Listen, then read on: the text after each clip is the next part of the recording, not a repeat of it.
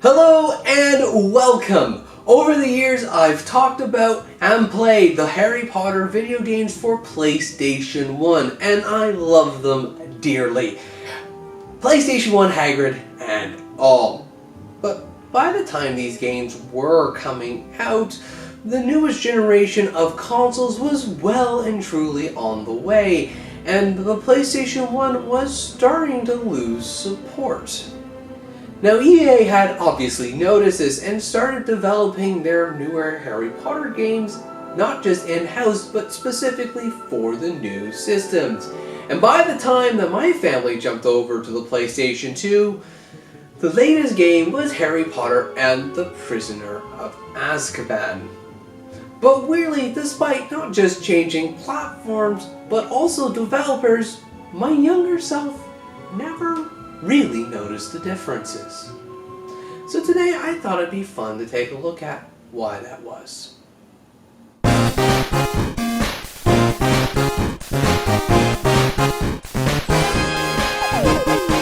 Today's video is sponsored by 16-Bit Games. 16-Bit Games offer a variety of games on both Android and iOS. You can play them for free, and if you like them, you can buy them completely ad-free on both platforms. If you are interested or want to support the channel, why not check out our games today from the links in the description below. To get a scale for what was changed about the PlayStation 2 Harry Potter games, all you need to do is just take a look at the game's main developers. Gone was the original PlayStation 1 developers Argonaut Games, and in was this new studio, EA UK. As a result, the entire skeleton of the game itself was changed, from the game's engine to the game's designs, level layouts, and more.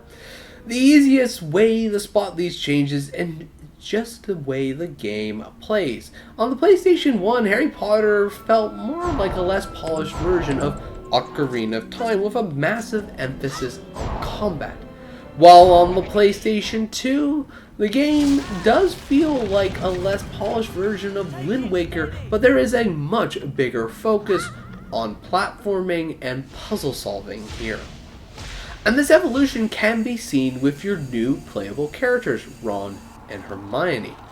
Unlike the Game Boy games where Ron and Hermione are just there as decor or whenever the plot needs it, in the PS2 games, Ron and Hermione are actual support, aiding you somewhat in combat and making the game progress a little further as you play through it. The spells you learn at the start are exactly the same per character, but as you progress through the game, Ron and Hermione will learn different spells to Harry that emphasize each character's unique aspects in terms of the game's platforming and adventure sides.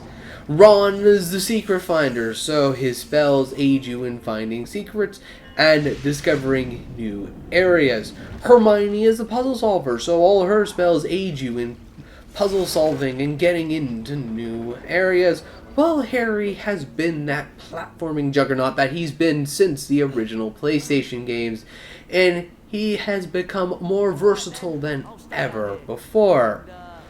And I feel it is with Harry that could give us a bit of a clue on why my younger self never really noticed the change in studios.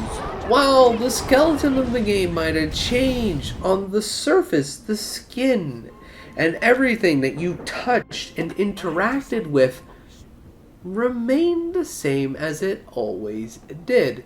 I believe this has to do with the way Electronic Arts most likely led their multi-platform titles and how they tried to make them consistent regardless of what device they were on.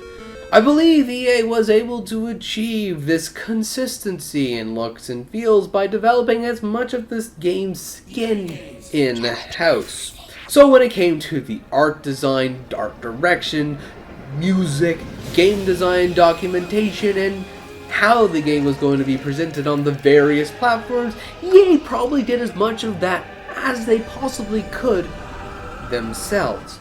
And when it came time to develop the game, if they themselves could not make the game, they would hand the documentation and assets over to a smaller design studio or publisher and have them make it for them.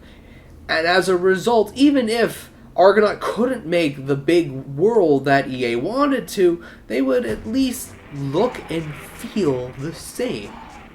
You can see elements of this in play with EA UK's previous Harry Potter games, Harry Potter and the Chamber of Secrets. So despite the change in developers, this is a proper sequel to my PlayStation 1 games, and oh my, I forgot how much of a graphical improvement the PlayStation 2 was in comparison to the original PlayStation. Aesthetically, the game is absolutely beautiful, well over a decade later. I feel the game's art styles and visuals have held up extraordinarily well. Just a shame that the technical side of things didn't hold up just as well, as the game can struggle in some of the outdoor areas, and outdoors the game feels a bit barren if it wasn't for Buckbeak being able to shuttle you around everywhere so you can admire the castle and its grandeur. The story here is pretty grand too, and is doing what the previous game did, taking key elements from the books and the movies and weaving them throughout a Metroid Prime-esque story and game, which sadly is a bit shorter than I remember it being. Overall, it's quite entertaining. And finally, Jeremy Soule did return to make the game's music, but I don't feel the game gives you, the audience, enough of an opportunity to listen to what is another fantastic soundtrack, at least in the same way the PlayStation 1 games did. While aesthetically, Prisoner of Azkaban has held up quite well, unfortunately, the way the game plays and controls sadly hasn't been as good of an experience as it was back on the PlayStation. The game's controls feels shockingly stiff and delayed at times, making platforming a lot harder than it should be. The button presses too also feel quite laggy, whether that's because of wind-up animation or because of the input delay that I can't feel. It's unknown to me. And the camera sadly can't pan up or down. And being a game from 2004, this is inexcusable. But the game's biggest problem by a mile is somehow the game's poor ability to communicate objectives and do controls. It's not a problem in the castle. The game's controls are constantly flashing up on screen, but when you're in a new environment, new situation, or trying to ride Buckbeak, somehow the controls don't show up, and oftentimes when you need to learn very quickly what to do in a certain situation, you sadly are on a timer, desperately hitting all the buttons, and are desperately trying to figure out what to do next. And it can be quite confusing at times and very frustrating. I'm shocked that my younger self was able to make it all the way to the end of the game, but not so shocked to understand why I was never able to complete it until now. I don't think that the developers' time and effort went into making the minigames better, because it doesn't just require the PlayStation 2's eye camera, but they also aren't very good. Which is quite a shame, because the rest of the game, and what you'll be spending most of your time doing, is absolutely amazing.